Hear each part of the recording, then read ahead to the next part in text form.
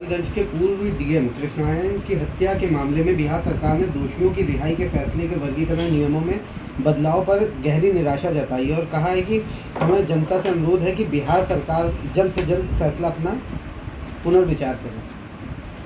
देखिए, यूपी में अपराधियों के खिलाफ कार्रवाई हो रही है। जेल से बाहर आने में अपराधी अपने को असुरक्षित महसूस कर रहा है, लेकिन वहीं बिहार के मुख्यमंत्री नीतीश जी बिहार यूपी आ रहे हैं, गठजोड़ की तैयारी कर रहे हैं।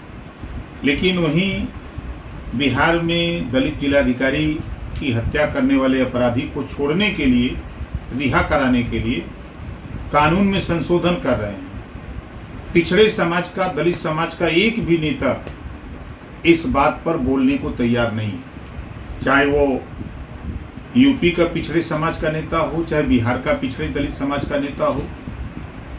इनको वोट की जरूरत है। वोट कैसे मिले, इस वोट की सियासत में कानून को भी बदलने की तैयारी में बिहार सरकार जो काम कर रही है, हम ऐसे काम की निंदा करते हैं। ऐसा नहीं होना चाहिए।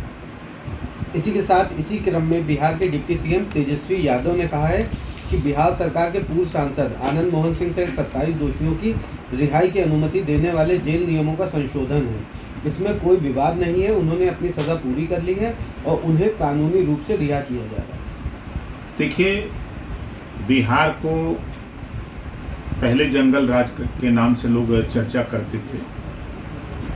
तो जंगल राज में आज जो मुख्यमंत्री है नीतीश जी, ये भी खूब कहा करते थे। आज दोनों लोगों में दोस्ती हो गई है।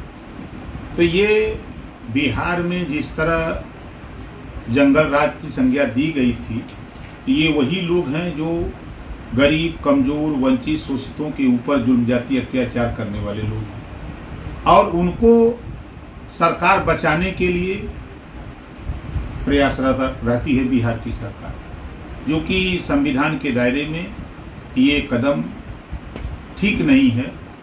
संविधान के दायरे में अपराधियों को सज़ा मिलनी चाहिए, उनके खिलाफ कानूनी कार्रवाई होनी चाहिए। सरकार को अपराधियों के खिलाफ मुखर होकर काम करना चाहिए। इसी के साथ छत्तीसगढ़ के सीएम भूपेश बघेल ने कहा है कि भाजपा ने राम मंदिर नहीं बनवाया, ये सुप्रीम कोर्ट के आदेश पे बन रहा है। और राजीव गांधी ने पहले ही कह दिया था कि अदालत का जो भी आदेश होगा उसका पालन किया जाएगा। हमारी सरकार राम राज्य विजन पर चल रही है और हमारे पूर्वजों ने भी इसको कहा है। देखिए, एक कटु सत्य है कि संविधान की बदौलत जो बाबा साहब डॉक्टर अम्बेडकर जी ने संविधान लिखा, उस संविधान के दायरे में सुप्रीम कोर्ट के आदेश पर भगवान राम का मंदिर बन रहा है। अब उसको कोई पार्टी कहे कि हमारे आदेश पे या हम बनवा रहे हैं, तो कोर्ट के आदेश पर कोई बनवाएगा। चाहे आज भाजपा की सरकार हो, सपा की सरकार हो, बीजेपी, कांग्रेस की सरकार, किसी की सरकार रहे, आदेश हुआ तो आदेश का पालन तो करना सबका कर्तव्य है। तो सुप्रीम कोर्ट के आदेश पर हो रहा है। जहाँ तक भूपेश बघेल जी का कहना है, तो हम तो उनसे कहूँगा कि भाई अच्छी बात है, आप राम राज लाना चाहते हैं, तो राम राज में शंभू ऋषि का गर्दन काटा गया था, पढ़ लेना चाहिए उनको। शंभू ऋषि जी चाहते थे कि शिक्षा एक समान हो, मानव मानव एक समान हो। जो देश में, प्रदेश में व्यवस्था है, वो सभी लोगों के लिए एक समान होनी चाहिए। इस पे उनको चिंतन करना चाहिए।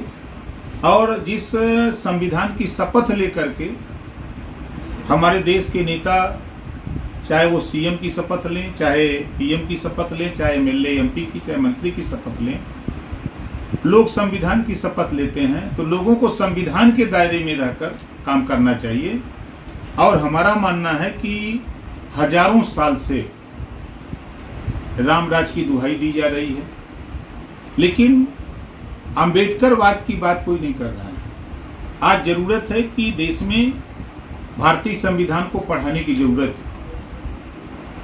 90% लोगों को संविधान के विषय में जानकारी नहीं है कि बाबा साहब डॉक्टर अम्बेडकर जी ने संविधान दिया है।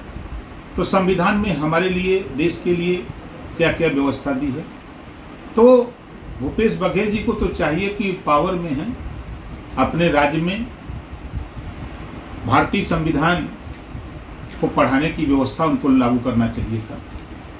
ये हमारा अपना उनसे सुझाव भी है और अपील भी है कि अपने अपने राज्य में जो भी बैकवर्ड शेड्यूल कास्ट माइनॉरिटी या सामान्य वर्ग के लोग सत्ता में हैं, तमाम सब्जेक्ट चल रहे हैं, उसी में एक सब्जेक्ट भारतीय संविधान को भी पढ़ाने की व्यवस्था होनी चाहिए।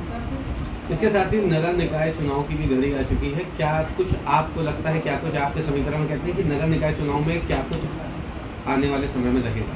देखिए, सभी पार्टियां चुनाव मैदान में हैं, मतदाता जज है इस समय, और चुनाव लड़ने वाले लोग भिखारी बन करके उनके दरवाजे पर जाकर के भीख मांग रहे हैं कि हमको वोट दे दो, हमको दे दो, हम आपका विकास करेंगे। कोई नेता उत्तर प्रदेश में हमने नहीं सुना कि कोई ये कह रहा हो कि हम आपका विनाश करेंगे। सब विकास की बात कर रहे हैं, और बसपा भी सत्ता में रह करके विकास करके पेट भर दिया है, सपा ने भी सत्ता में रह के विकास करके पेट भर दिया है, कांग्रेस ने भी सत्ता में रह करके विकास करके पेट भर दिया है, और भारतीय जनता पार्टी सत्ता में है, लोगों का पेट भर रही है। आज जरूरत है देश में एक समान अनिवार्य फ्री शिक्षा जब तक लागू नहीं होगी तब तक ना प्रदेश तरक्की करेगा, ना देश तरक्की करेगा, ना समाज तरक्की करेगा। आज प्रदेश में गरीबों का इलाज फ्री करने का कानून पास होना चाहिए, इस पे किसी का ध्यान नहीं है। आज प्रदेश में बेरोजगारी चरम पे है। देश में तकनीकी शिक्षा लागू करने के लिए किसी दल के पास इस पे कोई ठोस नहीं है कि हम कक्षा 4 से तकनीकी शिक्षा लागू करें। इस पे विचार करने के लिए किसी के पास नहीं है। आज जातिवार जनगणना जब तक जातियों की गिनती नहीं होगी तब तक उनको बराबर, चाहे शिक्षा हो, स्वास्थ्य हो, रोजगार हो, नौकरी हो, उनको हिस्सा नहीं मिलेगा। इस पे चिंतन करने की बात नहीं, सिर्फ यही है कि स्थानीय निकाय चुनाव में हम जीत जाएंगे। कैसे जीत जाओगे भाई? जो माहौल पैदा है, शहर में मैं भी रहता हूँ फ्लैट में, बगल वाले को पता नहीं है कि इस फ्लैट में कौन रहता है कौन नहीं रहता है। फ्लैट वाला निकलता है माहौल कि भैया मोदी जी का है, तो जाके भाजपा को वोट देके चला आता है। तो ये शहर का चुनाव है, खासतौर से जो स्थानीय निकाय का चुनाव है। इस शहर के चुनाव में बड़े पैमाने पर आप देखिएगा, सत्ता में नहीं थी तब भी बीजेपी जीती थी, सत्ता में है तब भी उस समय 13 मेयर के नगर निगम होते थे, बीजेपी जीता करती थी। आज 17 हो गए हैं, तो बीजेपी बड़ी संख्या में चुनाव जीतेगी। अब उसके मुकाबले वो सत्ता में रहे चाहे न रहे, उसका मुकाबला मेयर के चुनाव में तो नहीं कोई कर सकता। हाँ, रही बात नगर पंचायत, नगर पालिका सभासद, तो कुछ हम भी जीत सकते हैं, कुछ बसपा भी जीत सकती है, कुछ सपा भी जीत सकती है।